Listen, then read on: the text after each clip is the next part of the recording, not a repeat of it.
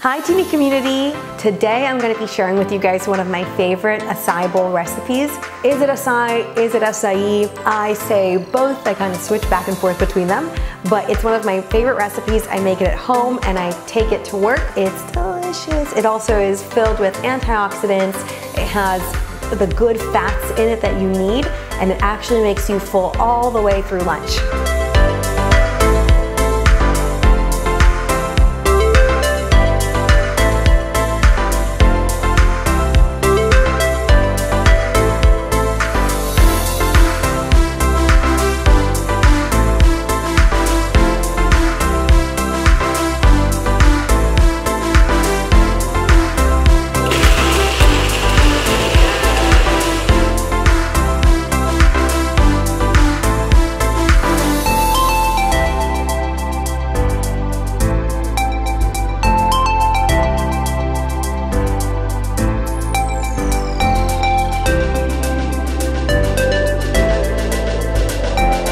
I hope you enjoy this recipe.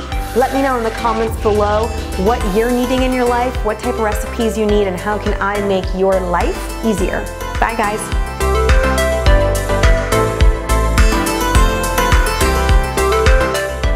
Done.